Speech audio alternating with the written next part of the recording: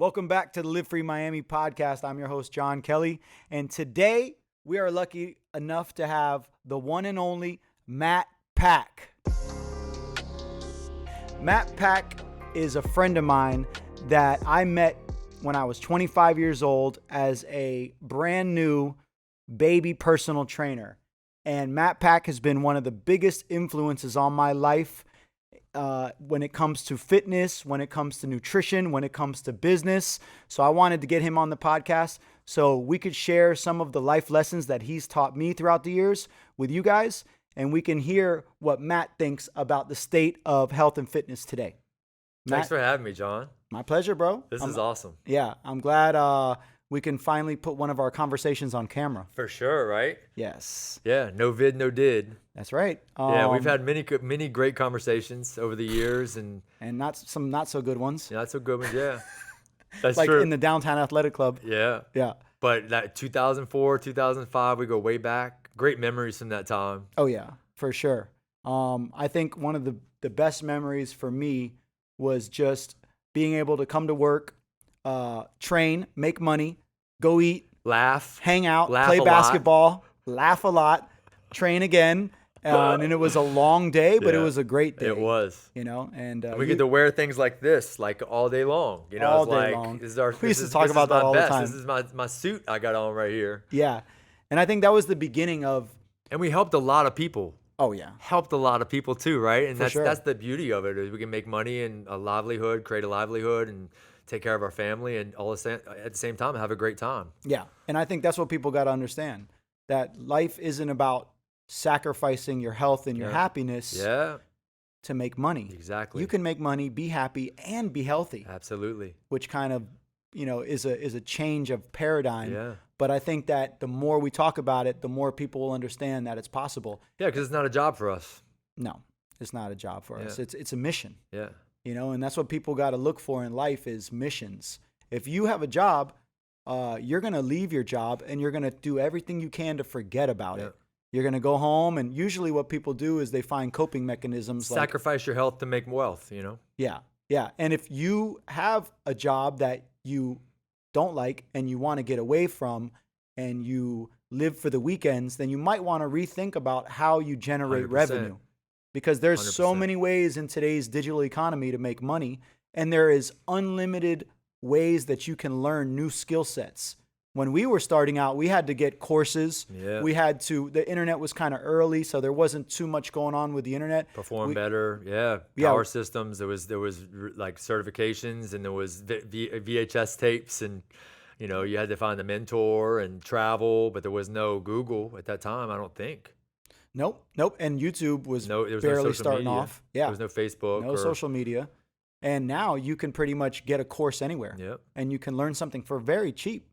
So I think that people need to understand that in order to grow as a professional and as a person, that they need to constantly work on developing themselves. Absolutely. So I want to investing in yourself. I want to pull back a little bit and talk about your business, Primal Fit.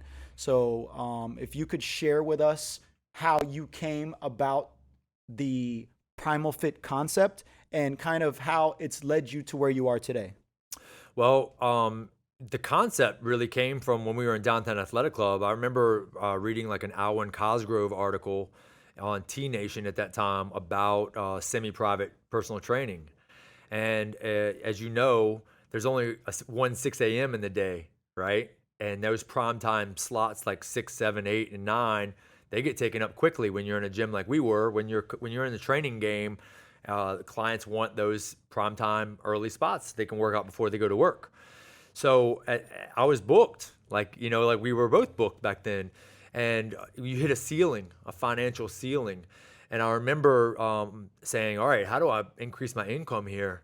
What's the strategy? I didn't think there was another strategy, but that article that Alwyn wrote really opened my eyes to say, all right, let's ask Mary, my 6 a.m. Mary, and ask this girl, Teresa, who wants the 6 a.m., if they don't mind training together. And so at that time, I think I was charging like $80 an hour.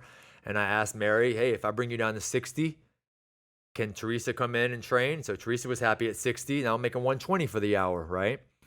versus 80. So, and I started playing around with adding clients into those primetime slots. And so I started getting semi-private doubles at my 6, my 7, my 9, my 5 p.m. Whenever I could, I was trying to add another client into those spots so I could not necessarily double my money, but I was increasing my ceiling so I could Maximizing your maximize my time. time. So, and then long story short, ended up leaving Downtown Athletic Club. Was in my garage, half part-time and half in home and half in parks. That's what you do. You're all over the place, all over Miami. And then I injured my knees. I ruptured both my patella tendons. This was 2008. So I was kind of all over Miami in 2008 until I ruptured both my patella tendons. Now I'm full-time in my garage in a wheelchair. So I was able to, luckily, everybody that I was training in home came to my house, which is thank God, because I could keep making money. And I was training out of my wheelchair, out of half of my garage. So that grew, and I started doing semi-private doubles, and then I was like adding triples, right? And then I'd add 4 people and 5 people, and I wasn't doing boot camp model because I know I wanted more of a control over my groups, and I wanted to be able to modify and scale and keep it high niche, kind of a higher price. Higher value, where I was training at I guess at my height in the garage, it was $40 a head, and I was doing like 4 or 5 people at the same time. So you're looking at $200 for the hour back then in my garage. Well, let me ask you something, because Yeah. you made a good point there. You said that you didn't want it to be boot camp. What do you think is the problem with boot camp? Because I have my thoughts. I want to hear what your thoughts Yeah, are. I mean, my thoughts are, anytime that word boot camp comes up, it usually means low price. $10, $15, $5. And what do you get with a low price? You get low value customers, number one, and you're not gonna have the chance or opportunity to actually help them because they're not gonna show up. It really kind of goes back to the Bally's model, in my opinion. Like, why is Bally's the old Bally's? Or we can talk LA about Fitness. LA Fitness or even Planet Fitness. All these low price big box models, they do really good. They work well at $10 a month or $15 a month or even $19 or $30 a month. Problem is, nobody shows up, and they're banking on that. They're hoping that all their 5,000 or 10,000 or 20,000 members don't show up at the same time. They're hoping that people stay in bed, because for $10 they will stay in bed. It's just not enough. It's funny you say that. You gotta have skin in the game. It's funny you say that, because the guy that started CrossFit, when he was working at a Globo gym and he started doing his small group training, the owner of the Globo gym came up to him and said, "Hey man, you're using too much equipment. You're bringing too many people in. My business model is to keep people out of the gym for a cheap price." And that's what really inspired him to start CrossFit. Yeah. And then I think that the problem that we see from the athlete's side of boot camp is that there's not a lot of accountability. Yeah. Anybody can tell you to jump around and work hard for 30 minutes. Yeah. If I were to tell you to do jumping jacks, push-ups, sit-ups, burpees, and slam this ball around for 30 minutes, you would be tired. Right. But depending on who you are, your fitness level, your goals, you are not going to get the results that you want, because there's no accountability. Right. There's no structure to your program. And a lot of people think that a boot camp class is going to help them, and it will. Yeah. For a little bit. The reason they use boot camp in the military is to prepare them overall. Right. General physical preparedness. Right. But once you reach a certain level of general physical preparedness, now it's time to get more specific. Right. Especially if your goal is to have longevity, especially if your goal is to be a pro athlete. Yeah. Boot camp is not the answer for the majority of people. It can be an answer at the beginning, Yeah. but I don't see it as an answer long-term for anybody. So I think that people need to start thinking about their fitness and their health a little further than the cheap boot camp class. Right. They need to start thinking about, how can I invest my money so that I can get the best results for my time? Right. Because you're not getting back that time. So you don't want to be the hamster on the wheel. Yeah. You want to have a coach like you or myself Yeah. who's going to assess you. And from that assessment, they're going to build a program specifically for you and your goals. And once people can start to understand that training is just as important as going to work, Yeah. if not more important, because when you're healthy, you can do anything. But when you lose your health, you might not even be able to work. Once you lost your health, when you blew your knees out, Yeah. you're lucky that those people believed in you so much, because a lot of people, they blow their knees out, they lose their income. Right. And it can become a spiral, where you lose your health, now you lose your income, Right. and then now you go into debt. Yeah. And then people wonder why the medical insurance is so expensive, because so many people can't afford it. Yeah. They can't afford it because they're out of work, because they're sick. So I think we need to change the way we For look sure. at things. Yeah. And instead of looking at fitness as something to do to look good, we need to think of it as a principle that's going to keep us healthy, one, but also successful. Right. Yeah, because you feel better. You want to go to work. You're never sick, right, when you're healthy. But I think the bottom line when it comes to our industry is you pay attention to what you pay for, right? And if you're only paying $10 a month, right, or $10 a session for boot camp, you're not going to pay attention. You're not going to take it seriously. And those types of low cost, low value modalities, right? I'm not saying they're bad, but for a beginner, let's talk about that. It's January. Everybody's on that track right now. They want to get healthy. And they did the same thing they did last year. So they're going to go, they think that they have to work out hard. They think they have to work out long. More is better. That's the mentality. They think they have to meal prep. They think they have to do it's an all or nothing mentality that they're having right now, January 7th, I believe.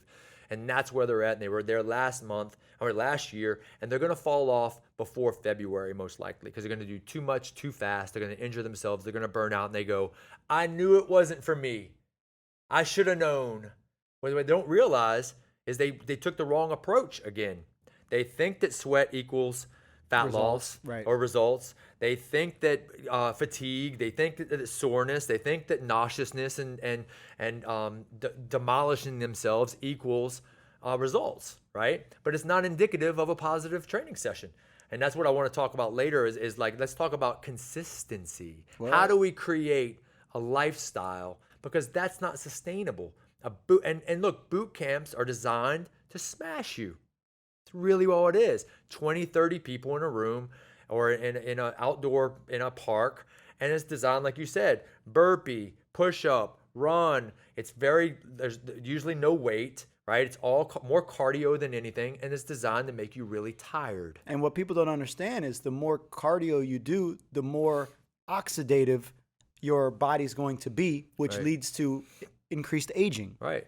So it's not always about more. Right. It's about smart. Right. It's not about harder. It's about smarter. Right. And you bring up a good point that I've been really harping on lately is the old January thing. Yeah. Hey, you know what? January 1st is here. It's a new year. Guess what? You've been lied to, because winter started December 21st. Yeah. And you're right in the middle of winter. Yeah. And guess what your body does really good in winter? Yeah. It sleeps really good. Yeah. You know what it does really good in winter? It grows really good. Yeah. So people gain weight in the winter, but it doesn't have to be fat. It can be muscle. Yeah, for sure. Why don't we focus on building muscle instead of burning fat? Yeah.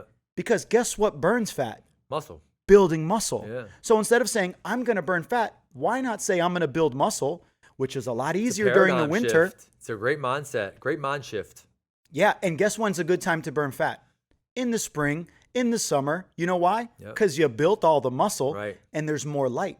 Right. You're more active. You can get out and do more stuff. Right. You have more energy. Right. Your hormones are based on nature's cycles. Absolutely. So you have to be in tune with nature's cycles and understanding how the seasons operate so you can take advantage of the seasons. Right.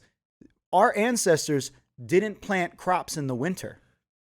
They rested in the winter and they held on to survive. Right. Then they planted crops. Eat lower carb in the winter and higher carb during the summer. Exactly. Why? Because you need more carbs in the summer and you have them available. Right. And you utilize them. And you utilize them. So I think people like me and you are at the forefront of changing the paradigm for people to understand that you are not outside of the natural cycles. And when you learn We're all human. Exactly. And when we learn, That doesn't work for me though, John. I'm different. That doesn't work for everybody. Really? I'm not so sure about that. yeah. And actually taking a step back, like you said, that's one of the main problems I've always had with CrossFit. Yeah. I own a CrossFit because I love the community that Yeah. it creates. And you've changed it. I have changed it big tremendously, time. Yeah, tremendously yeah. because of my personal experience Yeah. and my knowledge. You Yeah. know, I went through You harder. questioned it. Yeah, Yeah. I went through harder is better. And where did it lead me? Laying on the couch. Adrenal fatigue. Adrenal Yeah. fatigue. But guess what has brought me out of adrenal fatigue? Eating whole foods, Yeah. training consistently, Resting. meditation, Yeah. sleep, Yeah. off days, Yeah. development. Right. That's what brought me out. Training And- smarter. And something that I like about your channel and the way you do things is how you really want people to look at food as more than a calorie. Yeah. Food is Fuel. nutrients. Yeah. Food is what you're made of. You need to look at food as more than just being a number. Food is literally what makes your brain work well. So many people are focused on the body. You know what directs the body? The brain. Yeah. So why are we not looking at brain health? Yeah. Why are we not looking at how food and Whole Foods in general, not the grocery store, but Whole Foods, which Yeah. have one ingredient, Yeah. anything, chicken, broccoli, fish, beef. We need to look at those and how those build the person that we're going to be in the future. Right.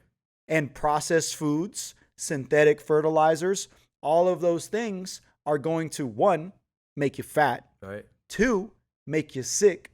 And if I've been doing some research on the newest thing, type 3 diabetes, Yeah.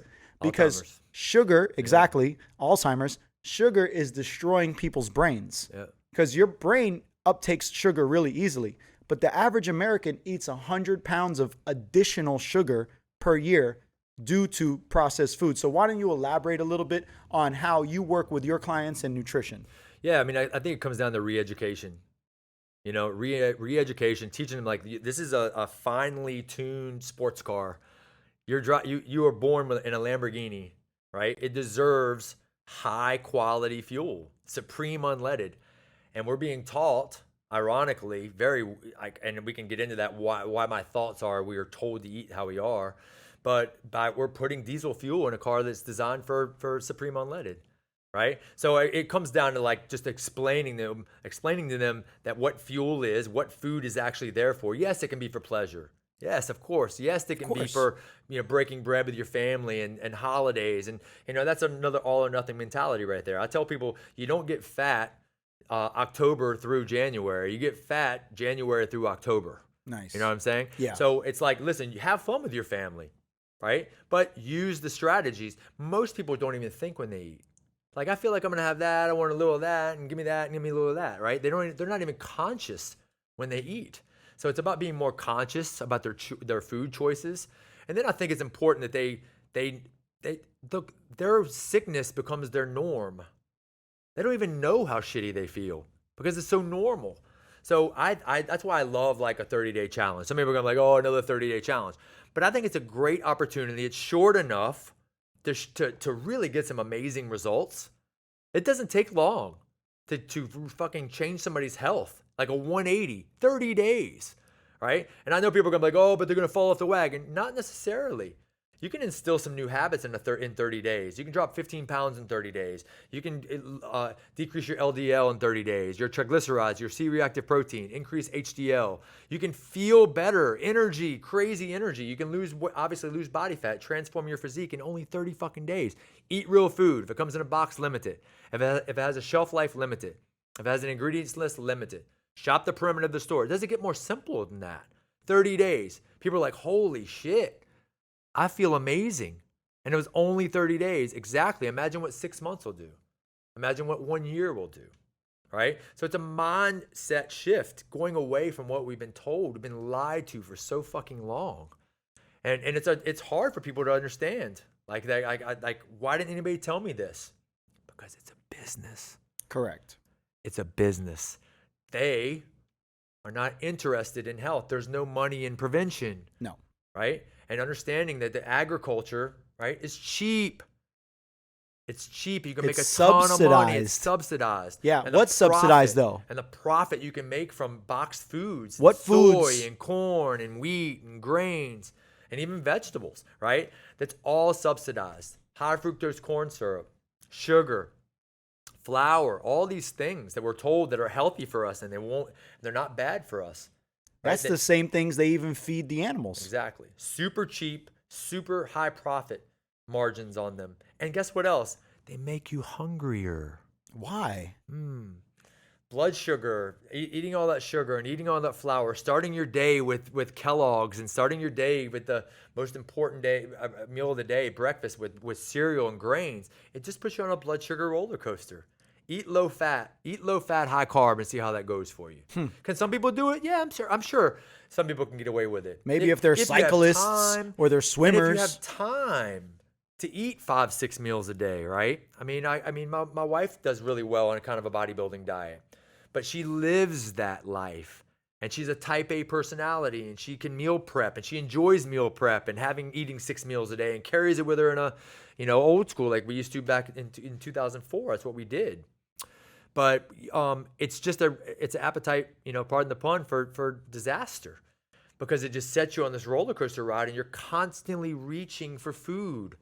It's never ending. You're always hungry. And I'd say nothing ruins a diet faster than being hungry Well, or being unprepared. what people need to understand and what I really like to harp on this podcast is that eating whole foods allows you to get a lot of nutrition Yep. without a lot of calories. You got it. Bang for your buck. Eating processed foods gives you a lot of calories without any nutrition. Right. So like you said, you're always going to be hungry because you don't get enough nutrients. Try to eat 6 eggs, a whole grapefruit, and a No. couple slices of bacon. No. See how long it takes you to get hungry. Yeah. Try to eat a large salad with avocado, chicken, and as much vegetables as you Your want. body tells you when to stop. See, naturally. See how long it takes you before Yeah. you're hungry. But if you were to eat, like you said, cereal, Yeah. you're going to be hungry in an hour. Yep. And how many people, I know I grew up eating cereal. Our parents had no idea. Our parents were Sure. told the same things, but we now have information everywhere. Right. If you're not trying to learn about nutrition, then 1, you're doing a disservice to yourself. 2, you're doing a disservice to your family. Because I know it's a lot easier for people to kind of buy things that are ready-made. You could put them in the freezer. Yep. You can pull them out of the cabinet. But what you're doing is you're creating an epigenetic environment that's going to lead to disease later on Yep. down the line. It's only a matter of time. Correct. And what Symptoms. you eat is going to dictate what genes are turned on in your body. Yeah. How you operate in the gym, or if you even go to the gym, Right. if you practice stress relief, is going to dictate what genes are activated in your body. Right. Like you said, what is it? Genes load the gun. Genetics load the gun. Lifestyle pulls the trigger. Exactly. And genetically, we can express so many different neurotransmitters, so Right. many different hormones. We have, I think it's 144,000 genes, but we express over 800,000 proteins. Yeah. So your genetic expression is going to dictate what proteins are created by your body. Yeah. And if the food you're eating is bad and the training you're doing is too intense, or the lack of training, and you're working your ass off and not practicing any stress relief techniques, Lack of sleep. Yeah. your proteins are going to be weak. They're going to not be the proteins needed to sustain a long life. Right. So what are you going to get? You're going to get diabetes. You're going to get cancer. You're going to get heart disease. Yep. And guess who's dying from the coronavirus? People with comorbidities. with comorbidities. Yes. You can't run from a virus. Viruses have been with us for millions of years. Viruses actually help us in a lot of ways. Why are we quarantining from something we can't see? Because you know what happens when you quarantine? Your immunity goes down because you're exposed to less. Well, I say that all the time. Like, John, you know this more than I. Like, how do you get bigger? You stress and challenge the muscular system. How do you get better cardio? You stress and challenge the cardiovascular system.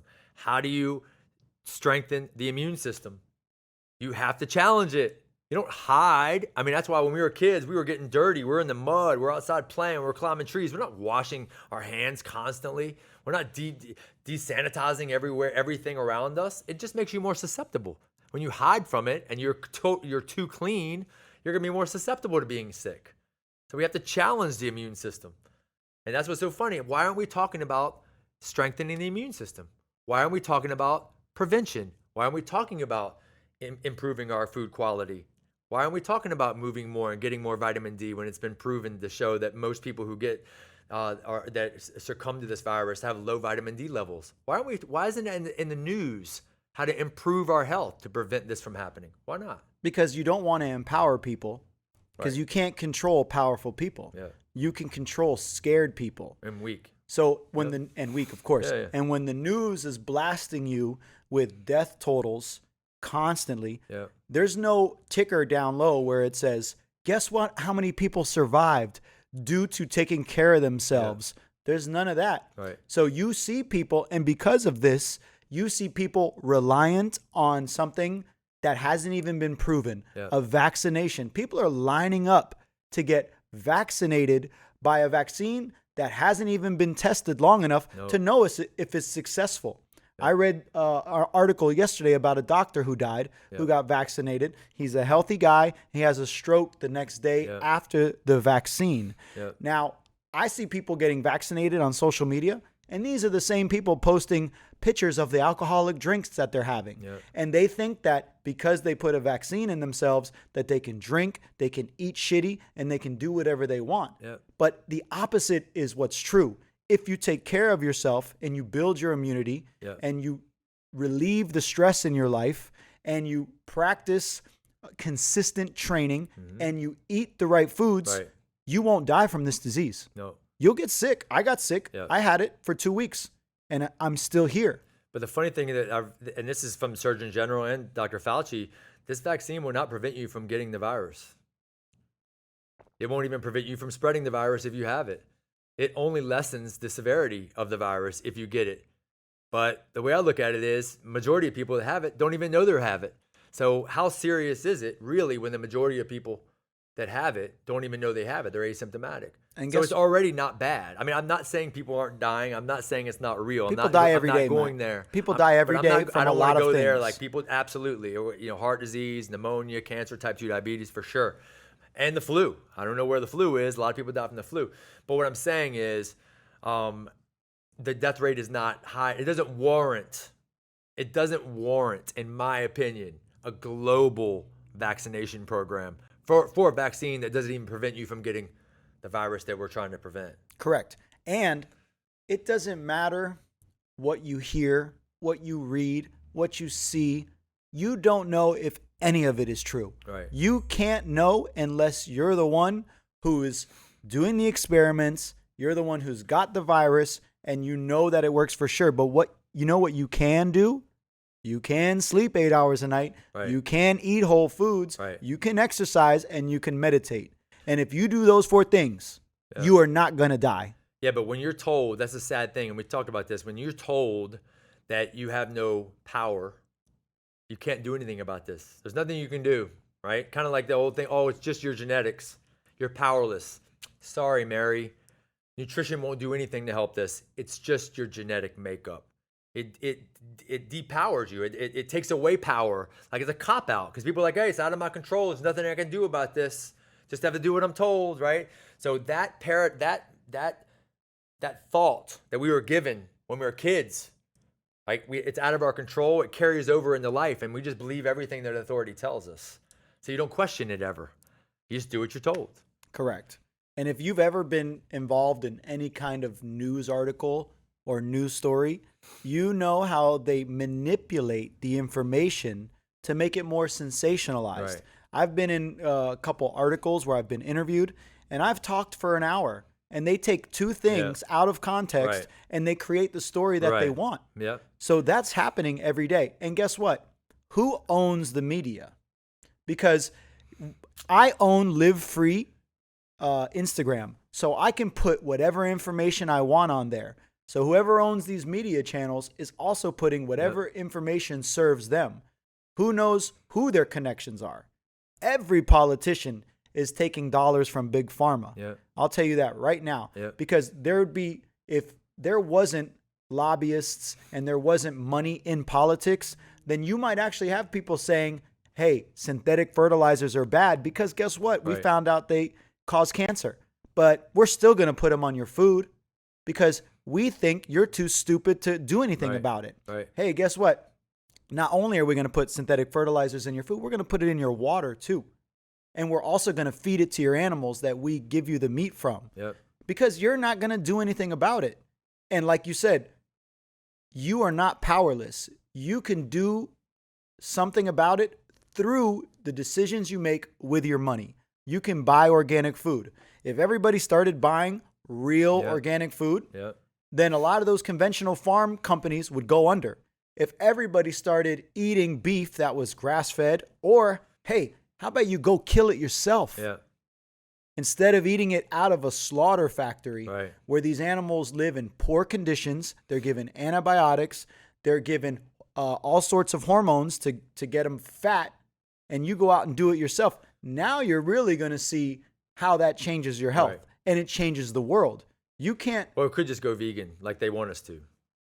Well, what happens if you go vegan? And I know you're being funny, but some people, maybe going vegan is an option, Right. and it works for a little bit, For a short time. but it's not balanced enough. You don't get enough proteins, because what people don't seem to understand is that protein deficiency causes you to become very ill. Yeah. Fat deficiency causes you to become very ill. But if you never ate another carbohydrate in your life, you'd be fine. Yeah. Our bodies are built to eat protein and fat. Right. Vegetables No such are thing as great. carbohydrate deficiency. There's no such thing. Yeah. Exactly. And that's what people got to understand. Yeah. And the sad thing about vegans is a lot of them are doing it for good reasons. Right. But they're just not educated enough to know how it's affecting them long term. And like everything in life, moderation is the key. Right. You need to eat some meat. You need to eat some vegetables, some fruit. If you were to just eat fruit, you'd be screwed. Well, the problem I have with science, right? Because Capital S? we're seeing that play out right in front of us on social media, right? Like somebody asked me one time, we were fighting about vaccines or fighting about the agenda that I think is taking place right now in front of us.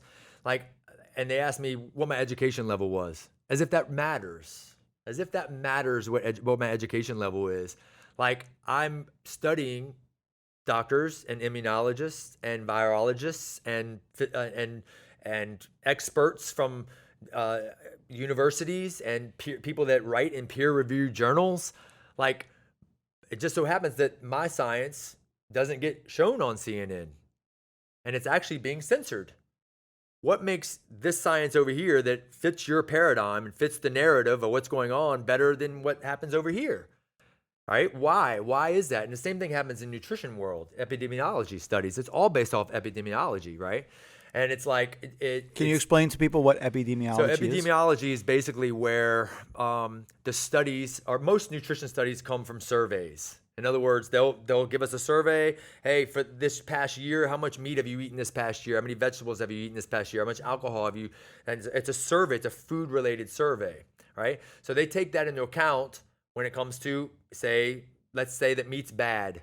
I want to show a study that shows that animal foods and animal products, and especially beef, is bad, or the cow farts are bad for we can do it with anything, right? You can prove anything you want from epidemiology. So basically, they're taking into account that most meat eaters, right? I think they call it a healthy user bias, like where most meat eaters also drink, they smoke, and they don't exercise. So they take that into account. They put it all in together. They don't isolate it. They put everything all in together. Most people that eat animal products happen to be obese, overweight, high cholesterol, high triglycerides. They're unhealthy people because of everything else. But it's because of everything else they're doing. That's why I always say it's everything else you eat, not the meat. And it's not to mention, they're not looking at what kind of meat it is. Correct. As we talked about and before. They're eating French fries with that burger, and they're eating bread with the burger, and they're eating a milkshake with the burger. And now they go to the vegans. Let's study the vegans and vegetarian population. They are more health conscious. right? They don't smoke, they don't drink, They meditate. they exercise more, they do meditation, and they don't eat meat. So what is it? Is it the actual meat, or is it the fact that they're health conscious and they're doing a lot of other things right? And that's basically what it comes down to when these studies are all created in that manner from what's called an epidemiological study. And where they don't isolate anything, they take into account the whole person and everything they're doing in their lifestyle versus isolating. Where they can look at me, I eat meat every day. I eat red meat. I do the exact opposite of what the USDA guidelines say. The exact opposite. And I look at my blood work. My blood work and a vegan's blood work will probably be neck and neck. I bet your mom would be even better. I'm sure it would be, But because I'm you're just getting saying, more nutrition. you can't look at it in that way. You can't just say that all meat is bad or people that eat meat are at higher risk of heart disease. It depends on a lot of other factors. Correct. Yeah. And some of those factors that people are unaware of is stress levels. For sure. You have to look at people's stress levels too, because on top of the synthetic fertilizers in the food and in the water, you're also being stressed out through the media. You're also being stressed out at your job. And then high levels of stress create a negative hormonal environment in your body. You have high levels of cortisol. Cortisol is a catabolic hormone. Too much exercise. Too much exercise on top of too many emails. Traffic, workload, kids, debt, right? Yeah, husband, bad relationships. Yeah, none of that. Thinking bad things. It all has an effect. Right, and not taking responsibility for yourself. You end up in the emergency room. I have a friend who ended up in the emergency room recently. He was there for 8 hours before he was taken care of, and he had pancreatitis, extreme pain. Yeah. Now, it's not his fault that he got pancreatitis, but it's his fault that he had to be in the emergency room, because if he would have taken care of his health previously, he might not have been in the emergency room. Right. Once you get there, they don't care about you. You are just a statistic. You are just a number. And the whole idea of health care is a farce. It's sick care. It's sick care. Yeah, health care starts way before you get to the hospital.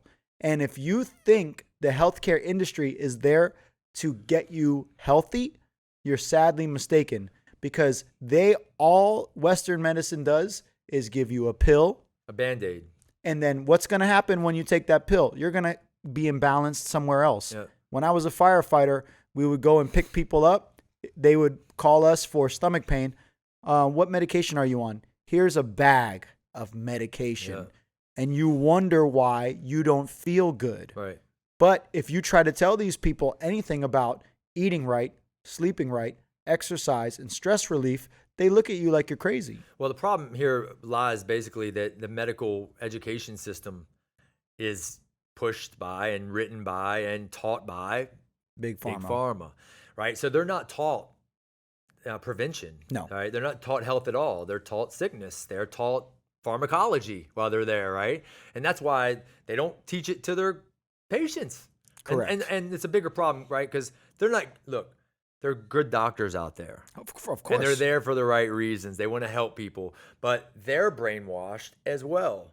First day they go into medical school, they're not taught critical thinking skills. No. They're not asking, hey, I got a question about this, right? They're not questioning what they're being taught. They're going to pass the test.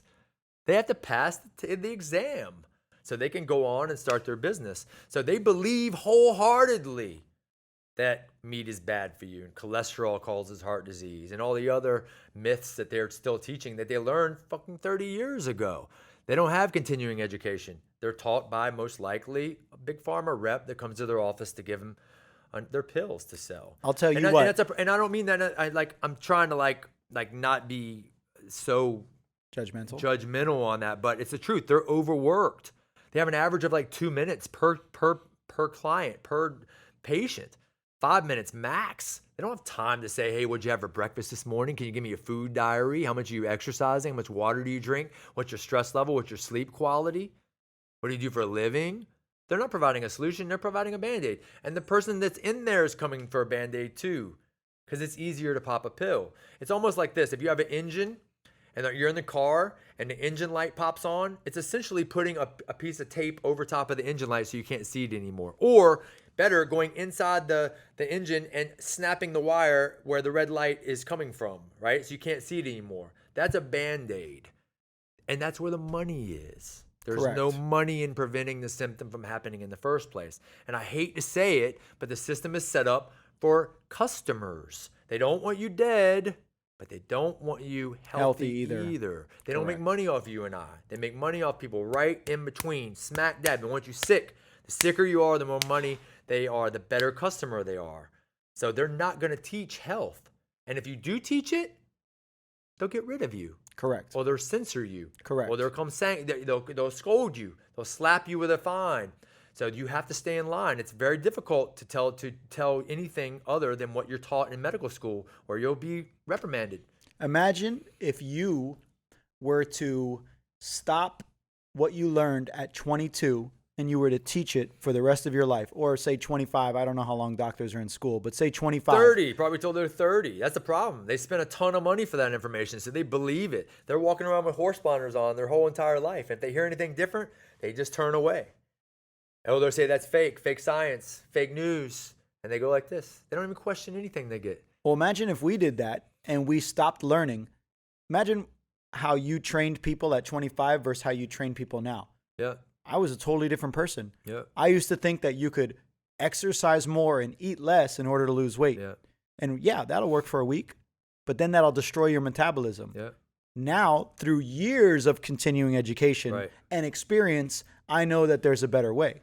Well, there's a different. That's what you call critical thinking skills, right? Questioning, always questioning what you know to get better. That's what science really is, right? When people say the science is never settled. If it's settled, that's not science. And that's why I got a problem with Big Pharma and when they say things like, vaccines are safe and effective. It's case closed.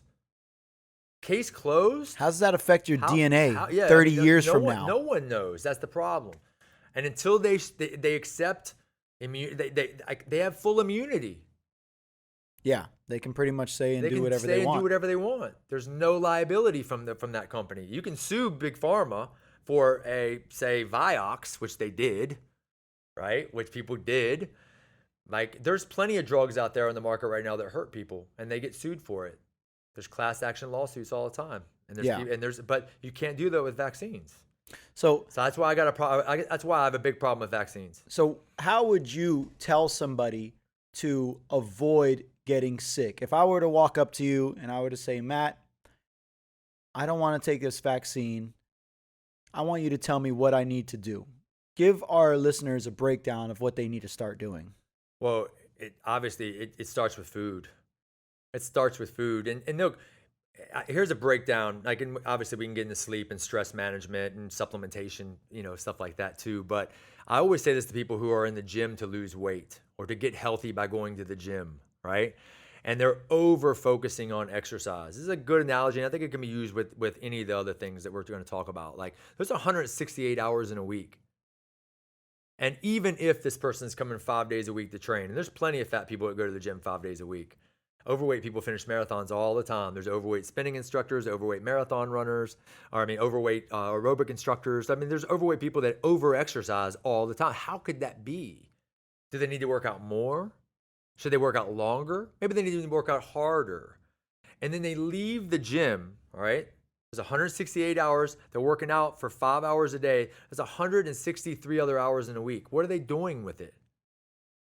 They're ruining it with their diet and their lifestyle and their lack of sleep and their water intake and their no meditation, no I call it working in. There's no working in happening. That's sleep, that's stress management, that's yoga, that's meditation, that's stretching, that's cryotherapy.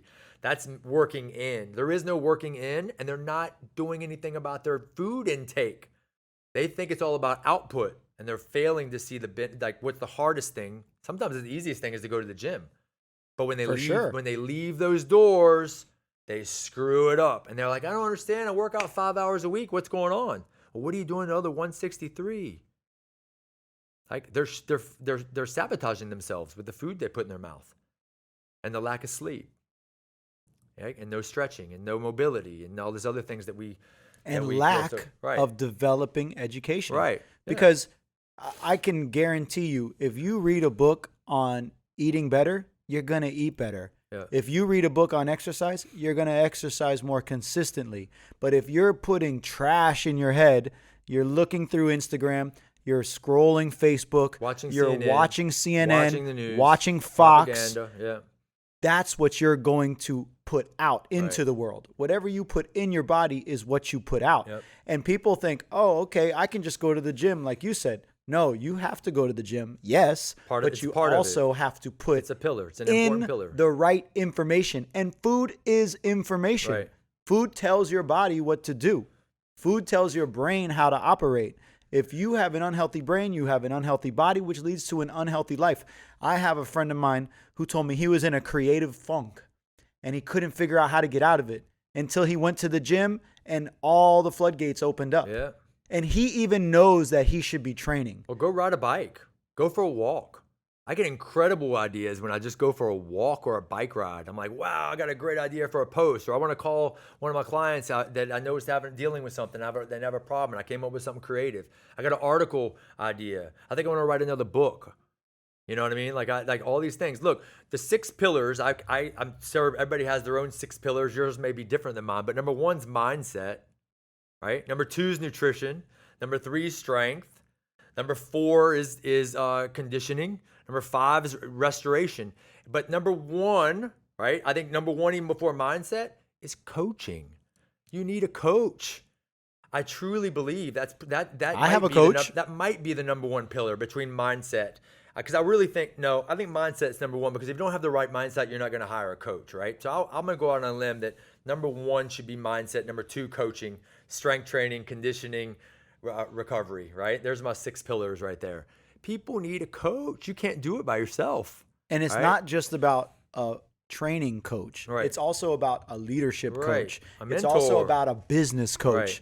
You need to invest in yourself. Right. I invested $5,000 2 years ago in business coaching and generated $60,000 in revenue. Yeah. People are so caught up in pinching pennies that they don't understand that when you invest, you reap more rewards. Yeah. You get what you sow. You reap what you sow. Yep. So if you put money into yourself physically, mentally, emotionally, you're going to receive that back 5, 6, 10-fold. And I think we need to start teaching our children that they need to continually educate themselves outside of school. What do you love to do? Like my son, Logan, what do you like to do? Oh, you like to play basketball? Okay, go online and look up basketball drills. Right. Don't sit at home and play NBA 2K. Yep. You want to be good at basketball? You got to play basketball. Yep. And if you don't have a coach, find a coach. Go out and play. Just playing in the park is not enough to take you where you want to go. A great analogy is don't let schooling get in the way of your education. And I do think people leave the university with horse blinders on. They think they know it all, and they're done. They're done learning. Why do you think they get a cap at the end? Because their knowledge is capped. Yeah. You need to take that cap, keep it off, and keep on learning. Yeah.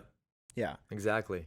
Well, I think we've definitely spent enough time explaining to people our view of health, our view of success, and our view of development.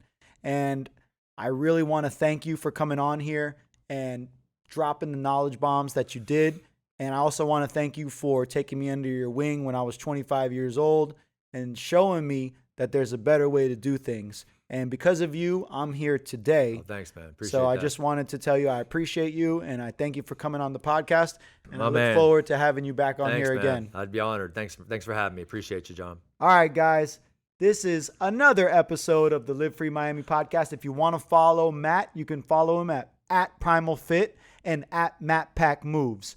Matt has a ton of great knowledge for you guys. He's a great coach. He's located here in Miami. So if you're looking for some next level coaching, go ahead and follow at Primal Fit and get in touch with Matt. He also does online programming if you're interested. So even if you're not in Miami, you can link up with Matt, and we'll see you guys on the next one. Show. Thank you.